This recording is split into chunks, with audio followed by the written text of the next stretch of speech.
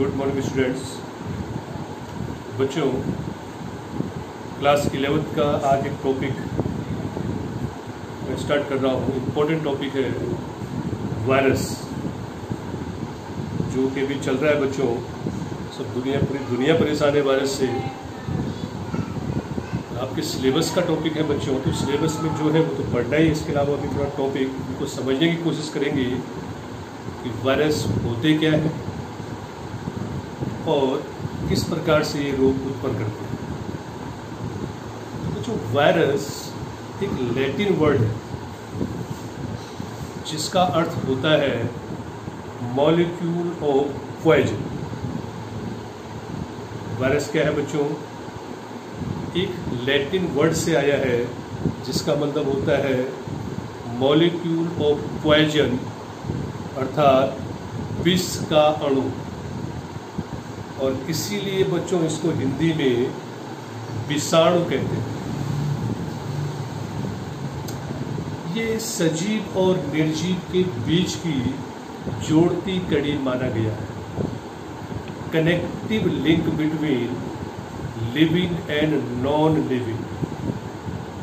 अर्थात इसमें कुछ लक्षण ऐसे होंगे जो सजीवों के हैं और कुछ लक्षण ऐसे होंगे जो निर्जीव के हैं।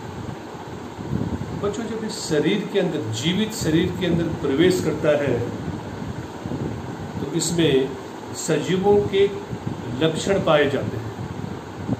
अर्थात ये सजीव कब होता है? जब ये शरीर के अंदर प्रवेश करता है। और अगर शरीर के बाहर है बच्चों तो ये कंप्लीटली निर्जीव है। शरीर के अंदर, जीवित शरीर के अंदर है तो ये सजीव है, और सजीव के शरीर के बाहर है तो बच्चों ये निर्जीव है। तो अभी बहुत चल रहा है कोरोना वायरस गर्मी से मर जाएगा। तो मरना जैसे शब्द बच्चों वायरस की उसकी जो डिक्शनरी है उसमें है ही नहीं। मरना, उसे किल आप कर नहीं सकते हो, उसको आप इनएक्टिवेट कर सकते हो।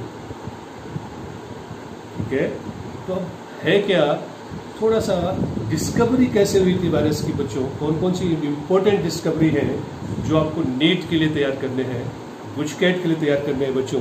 आइए देखते हैं बच्चों। ए मेयर साइंटिस्ट का नाम है, जिन्होंने एक बीमारी को खोजा था और उस बीमारी का नाम रखा,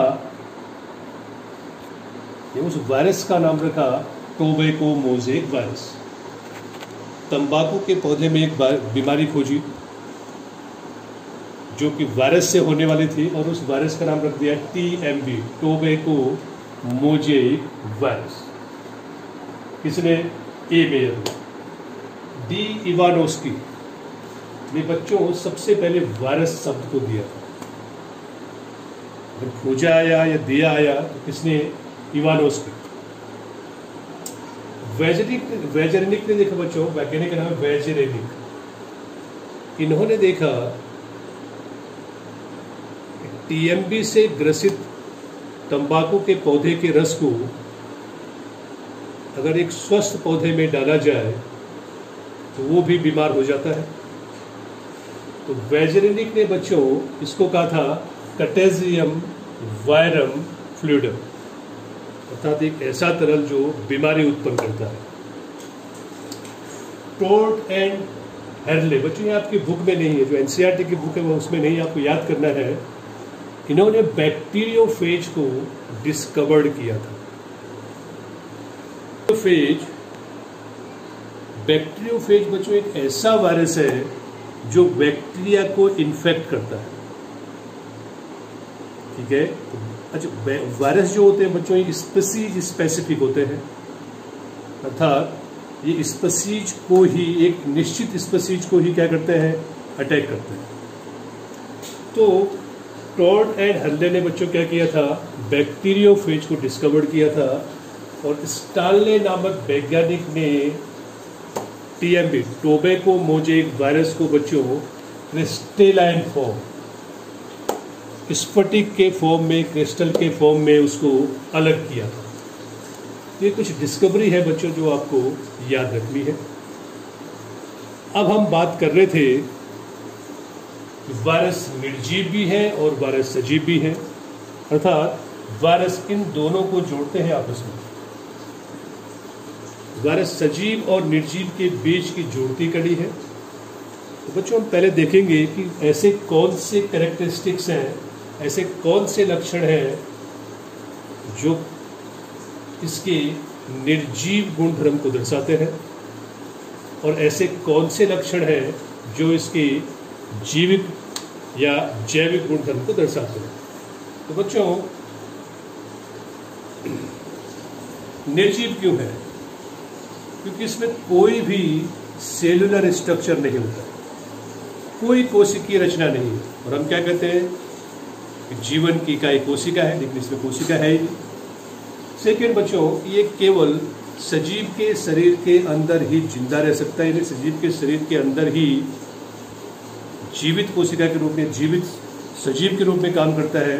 सजीव के शरीर के बाहर आए तो वापस निर्जीव बन जाता है। इसको बच्चों आप अवक्षेपित कर सकते हो, जैसे कि आप किसी सामान्य रसायन को, किसी सामान्य केमिकल को अवक्षेपित करते हो, इसको भी अवक्षेपित प्रेसिपिटेट किया जा सकता है। बच्चों इसमें ग्रोथ, वृद्धि और विभाजन नहीं होता है। It's lack growth and division. बच्चों क्या नहीं होगा? वृद्धि और विभाजन इसमें नहीं होता है, जो कि कोशिका के मूलभूत लक्षण है। तो निर्जीव क्यों माना आपने? क्योंकि ये सेलुलर स्ट्रक्चर नहीं रखता है। शरीर के, सजीव के शरीर के अंदर, जीवित सजीव के शरीर के अंदर ही बच्चों ये क्या करता है? एक्टिव होता है। इसको आप प्रेसिपिटेट कर सकते हो, अवक्षेपित कर सकते हो, और इसमें न तो वृद्धि होती है और न विभाजन होता है। तो आपने मान लिया कि निर्जीव है। लेकिन बच्चों जब ये सजीव के शरीर के अंदर जाता है, जैसे कोरोना है, कोविड-19, तो जब तक आपकी बॉडी में इंटर नहीं किया, बाहर है, वो निर्जीव है। लेकिन बच्चों जैसे ही इंटर करेगा उसमें सजीव के लक्षण आ जाएंगे। जैसे इसका एक निश्चित आकार होता है, ठीक है, जैसे सजीवों का एक निश्चित आकार है, वायरस का भी एक निश्चित आकार और मॉर्फोलॉजी होती है। बच्चों इसमें सजीवों की तरह इसमें जेनेटिक मैटेरियल पाया जाता है, चाहे वो डीएनए का हो, चाहे आरएनए का हो। सबसे इम्पोर्टेंट टॉपिक बच्चों, ये सजीव के तरह म्यूटेंट कर सकता है, इसमें विकृति होती है, उत्परिवर्तन होता है। इसमें सबसे ज़्यादा उत्परिवर्तन वायरस में ही होता है बच्चों।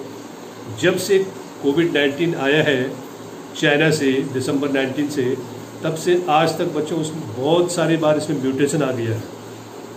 वैक्सीन नहीं बनने का या डिले होने का एक सबसे बड़ा रीज़न यही है कि बच्चों वायरस क्या करता है? बहुत फास्ट म्यूटेट करता है।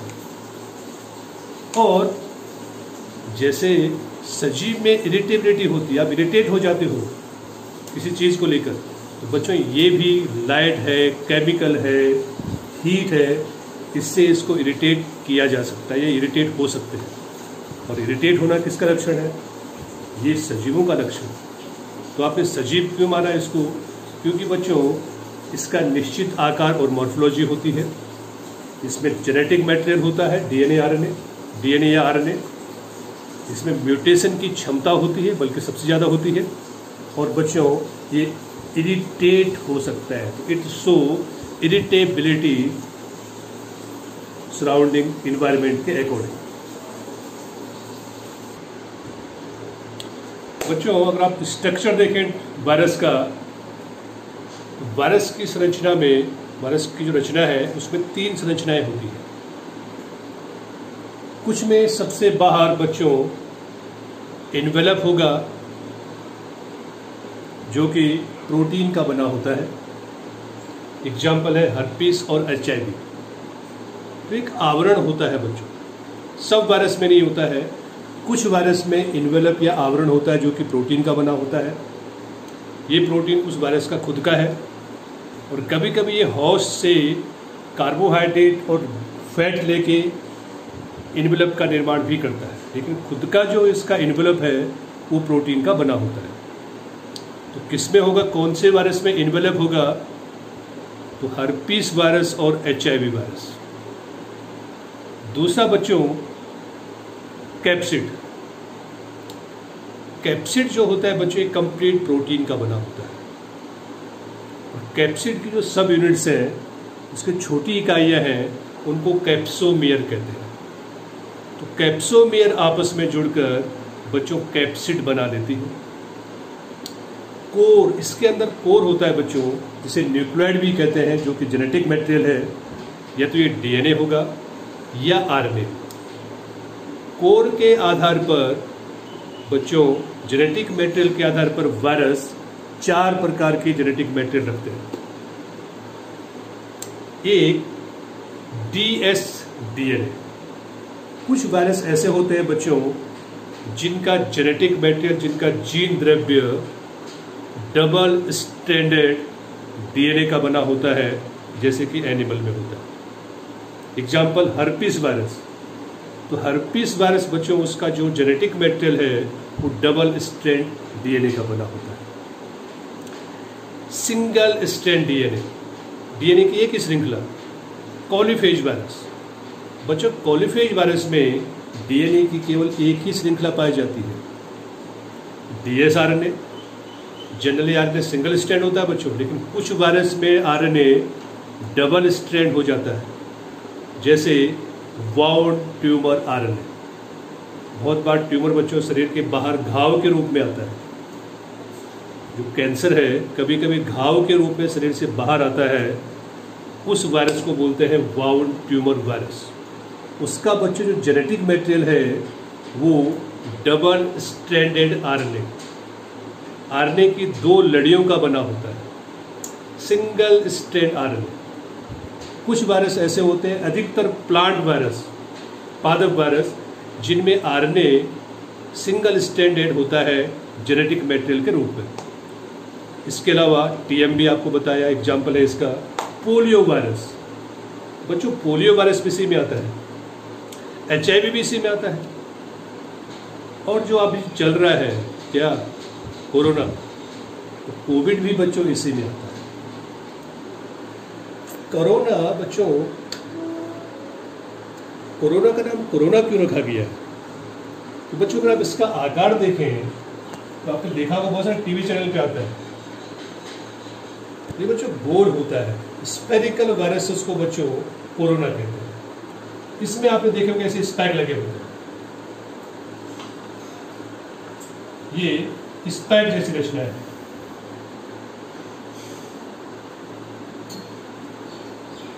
तो क्राउन लैटिन वर्ड है, क्राउन। क्राउन जो वर्ड बच्चों को कोरोना है, इसका मतलब क्राउन होता है। तो ये इसका बच्चों क्या है, ये कैप्सिड है। और कैप्सिड के अंदर ये इसका क्या है, कोर है, जेनेटिक मटेरियल है। कैप्सिड बच्चों जो होता है, ये कैप्सिड इसका बना है, ये प्रोटीन का बना होता है। और ये प्रोटीन बच्चों एंटीजन के फॉर्म में काम करती है। अगर किसी को कोविड हुआ है तो एंटीजन कौन है, ये वायरस है। और उसको खत्म करने के लिए बच्चों बॉडी में एंटीबॉडी बनेगी, जो कि प्लाज्मा में होगी, और प्लाज्मा को ही डोनेट किया जा रहा है आजकल। इसको खत्म करने के लिए एंटीबॉडी बनेगी बच्चों। अंदर जो सिंगल स्ट्रैंड, अच्छा लार्जेस्ट RNA जो बच्चों किसी का है तो इसी का है एज ए जेनेटिक मटेरियल, किसका, कोविड का।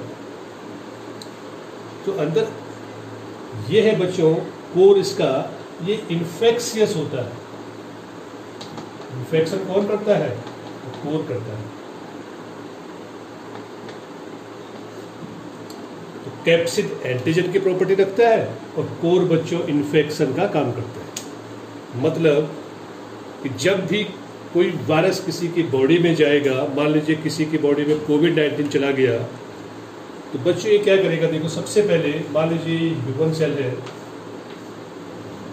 ये यहाँ जाएगा, तो बच्चों सबसे पहले कोविड होता है कैसे, कोई वायरस से डिजीज कैसे होती है, तो सबसे पहले बच्चों क्या होगा, कि वायरस किसी सेल के कांटेक्ट में आएगा तो सबसे पहले उसको क्या करेगा, अटैच करेगा।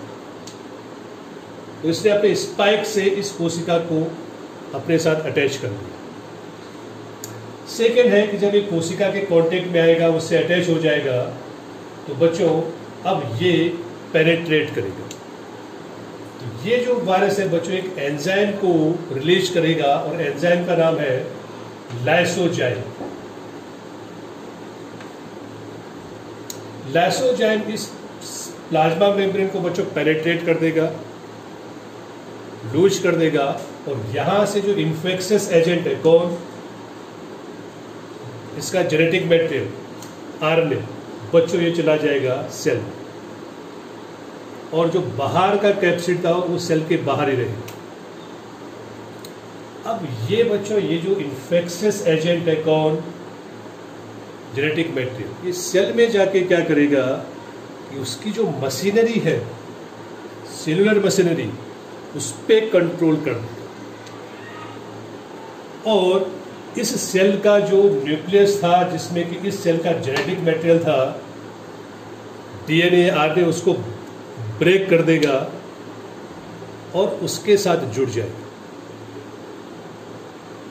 बच्चों डीएनए को तोड़ना, उसके साथ जुड़ना, इसके लिए हम लोग बायोटेक्नोलॉजी में करोड़ों रुपयों की लैब बनाते हैं। एक डेफिनेट जगह से डीएनए को काटना, डीएनए को जोड़ना, बहुत सारे एंजाइम है, एंडोन्यूक्लियस है, लाइकेज है, जो कि बायोटेक्नोलॉजी में, जेनेटिक इंजीनियरिंग में ये काम करते हैं, करोड़ों रुपयों की लैब बनाते हैं। लेकिन एक छोटा सा वायरस बच्चों, इसकी खुद की लैब होती है। तो हम लोग बहुत कुछ सीखते हैं इन माइक्रो ऑर्गेनिज्म से, कैसे ये डीएनए को काटते हैं, कैसे उसके साथ जुड़ के रिकम्बिनेंट डीएनए बनाते हैं। तो बच्चों यहाँ पे ऐसे ही होता है। इसलिए क्या किया, कोविड-19 क्या करेगा कि किसी सेल में इंटर तो पूरा करेगा, केवल इन्फेक्शियस एजेंट उसका इंटर करेगा, वो डीएनए, उसका जो आरएनए है, जेनेटिक मटेरियल है, वो क्या करेगा, उस सेल की मशीनरी को कंट्रोल कर देगा।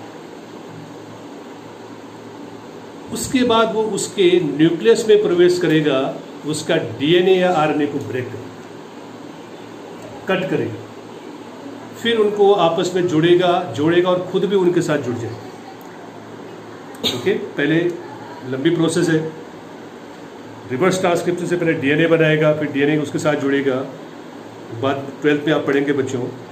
उसके बाद जब इसने इसकी मशीनरी को कंट्रोल कर दिया, तो बच्चों अब उसका जो न्यूक्लियस है वो केवल इस वायरस का क्या करेगा, जेनेटिक मटेरियल बनाएगा। वो जेनेटिक मटेरियल सेल में आएगा, वो सेल उसकी प्रोटीन बना लेगी, बाहर जो कैप्सिड था वो बन जाएगा, तो एक किड वायरस बन जाएगा। अब वो सेल लगातार उस वायरस को बनाती रहेगी, छोटे छोटे वायरस आएंगे, उनके बाहर कैप्सिड बनता जाएगा।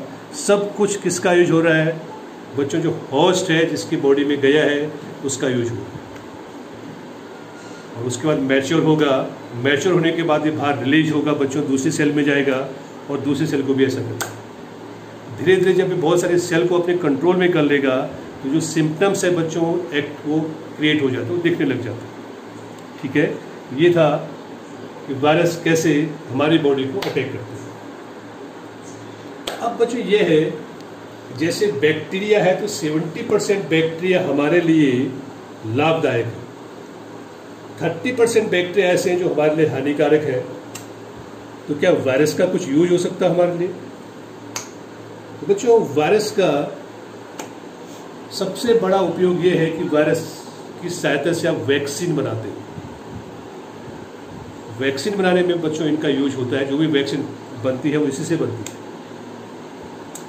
दूसरा बच्चों की जब एल्गल ब्लूम आता है, कभी कभी ऐसा होता है कि जो आपके घर के आसपास जो तालाब है या नदियाँ है, उनके ऊपर बहुत सारे साइनोबैक्टीरिया, ब्लू ग्रीन एल्गी बहुत जल्दी ग्रो कर जाती है, पूरे तालाब के ऊपर छा जाती है। तो साइनोफेज एक बैक्टीरिया है जो इस एल्गी को, ब्लू ग्रीन एल्गी को ख़त्म करता रहता है और एल्गल ब्लूम को कम करता है। बच्चों, हम जानते हैं कि गंगा जी का पानी कभी खराब नहीं होता है। कभी सोचा है कि गंगा जी का पानी कभी खराब क्यों नहीं होता होगा? तो पानी खराब क्यों होता है? पानी स्पॉइल क्यों होता है? क्योंकि उसमें बैक्टीरिया होते हैं। तो माना यह जाता है कि गंगा जी का जो पानी है उसमें फेज वायरस होंगे, बैक्टीरियोफेज वायरस। और ये बैक्टीरियोफेज वायरस क्या करते हैं कि गंगा जी के पानी में जो भी बैक्टीरिया होगा उसे ख़त्म करते रहते हैं, जिससे उसके पानी को अगर आपने घर पे रखा है बच्चों तो कभी स्पॉइल नहीं होगा। बाकी पानी को आप घर पे रखो तो बहुत से जल्दी ख़राब हो जाएगा। ठीक है, तो ये था आज का टॉपिक बच्चों। एग्ज़ाम के साथ साथ आपको, क्योंकि महामारी उसी की चल रही है, वायरस की, ठीक है, तो इसको तैयार करना है। बुक में जो लिखा है उसके अकॉर्डिंग ही लगभग मैंने पढ़ाया है। डायग्राम तो देख लेना, मैंने इसका बनाया, आप टीएमबी का देख लेना। ओके, चलो।